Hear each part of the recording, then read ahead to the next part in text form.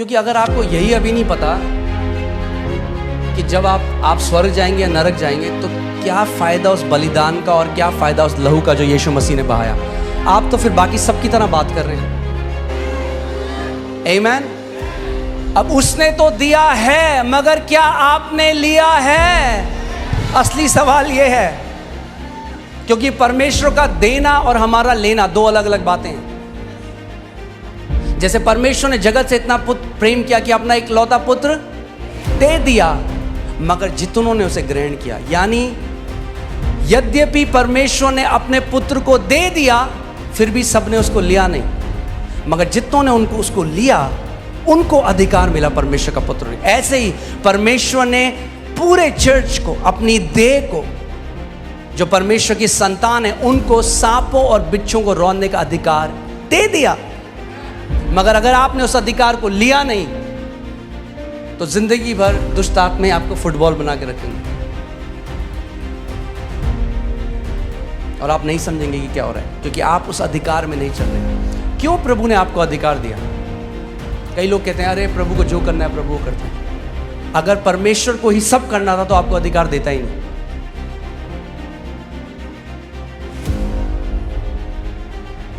आप समझ रहे हैं मैं क्या कह रहा हूं? समझिए, मैं कहीं जा रहा हूं, मैंने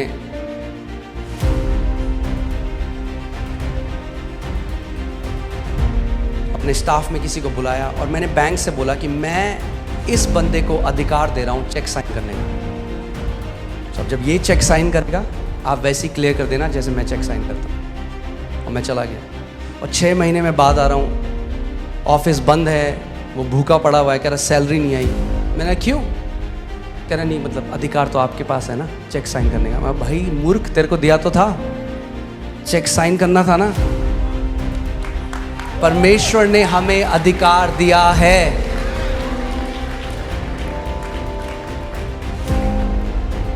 आमीन। हम उस एरा में प्रवेश कर रहे हैं जहां पे पुत्र शासन करेंगे। इवन नेचुरल कैलेमिटीज के ऊपर, जो क्या बोलेंगे, प्राकृतिक विपत्तियां जो आ रही हैं, उनके ऊपर पुत्र शासन करेंगे। आमीन। मगर दुख की बात यह है कि अभी कई मसीहों को तो यही नहीं पता वो स्वर्ग जाएंगे या नरक जाएंगे। सच में आपको बता रहा हूं। तो कई मसीहों को क्या लगता है कि ये परमेश्वर है, हाँ ये परमेश्वर है और ये हम है, ठीक है। मैंने एक प्रभु के दास को सुना, वो बहुत अच्छे से इसको एक्सप्लेन कर रहे थे कि ये परमेश्वर, जैसे समझिए ये परमेश्वर है, ये हाथ परमेश्वर है और ये हम है। तो वो हम क्या सीखते हैं कि हमें टाइट से इस हाथ को पकड़ना है अगर हमें स्वर्ग जाना है तो। और हमारा स्वर्ग जाना हमारी ग्रिप में निर्भर करता है कि हमारी ग्रिप परमेश्वर के ऊपर कितनी टाइट है। अगर कोई गलती हुई, नरक।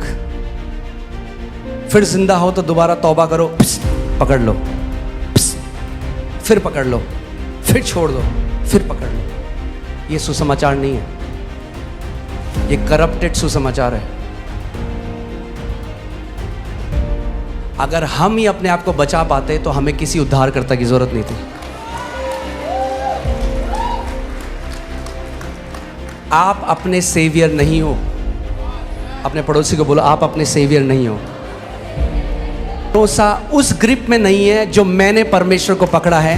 मेरा भरोसा उस ग्रिप में है जो परमेश्वर ने मेरे को पकड़ा है। और उसने कहा स्वर्ग और पृथ्वी टल जाएंगे, मगर मेरे मुख से निकला हुआ वचन का एक बिंदु भी न टलेगा। और उसने कहा मैं किसी भी रीति से जो मेरे पास आता है उनको कभी ना निकालूंगा।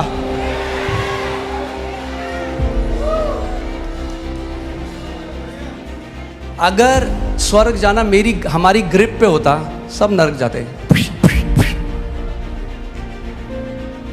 तो आखिरी तक वचन क्या है? अभी तक मेन हम लोग डोमिनियन पे जा ही नहीं रहे, क्योंकि है क्या? स्वर्ग और नरक। पूरी बात किस पे? स्वर्ग और नरक।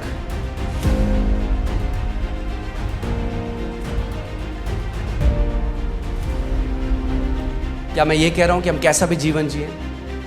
नहीं, क्योंकि अगर आप जानबूझकर पाप में बार बार जीवन जिएंगे, आपका जीवन टेरिबल होगा, आपके पास कोई शांति। क्योंकि मैं आज तक एक भी ऐसे नए जन्म पाए हुए विश्वासी से नहीं मिला जो जेन्युइनली सेव्ड है और जब पाप करता है तो उसको खाती नहीं है वो चीज, उसको ग्रीव नहीं होता अंदर। कोई नहीं है जो बार बार कर रहा है कोई गलती और बहुत खुश है अंदर से, वो जॉय लिफ्ट अप हो जाता है। मगर गलत प्रचार की वजह से क्या हुआ है, लोग आज डर गए, वो परमेश्वर के सिंहासन, अनुग्रह के सिंहासन के पास नहीं जाते। लोग कहते हैं पवित्र आत्मा छोड़ के चल जाएगा जब पाप किया। अरे जो पवित्र करता है अगर वही छोड़ के चला गया तो फिर कौन पवित्र करेगा? जो सहायक है अगर वही छोड़ के चला गया तो कौन मदद करेगा?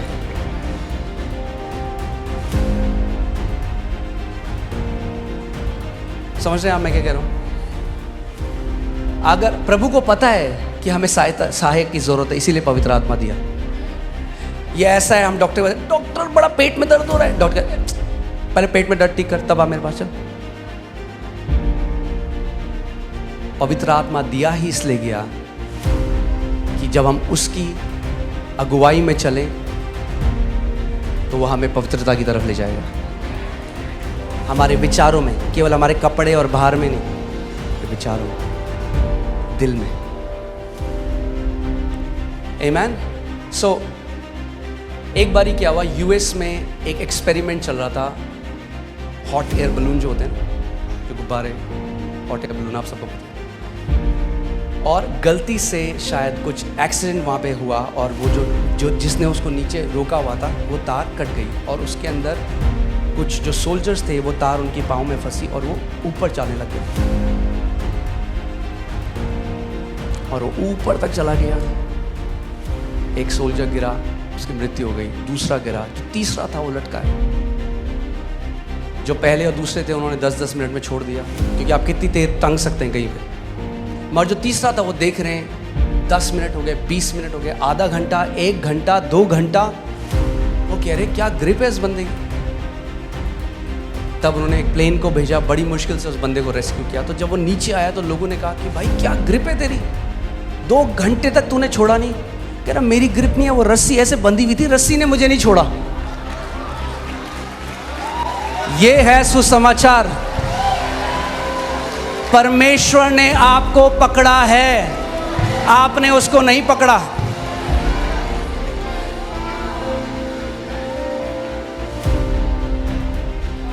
उसने क्या कहा, मैं खोई हुई भेड़ों को लेने आया हूं। भेड़ को उठा के कंधे में कौन रखता है? गडरिया।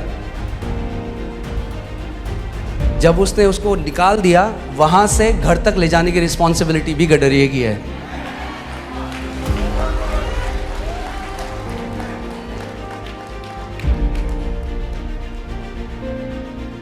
समझ रहे हैं आप? क्योंकि अगर आपको यही अभी नहीं पता कि जब आप स्वर्ग जाएंगे या नरक जाएंगे तो क्या फ़ायदा उस बलिदान का और क्या फ़ायदा उस लहू का जो यीशु मसीह ने बहाया। आप तो फिर बाकी सब की तरह बात कर रहे हैं।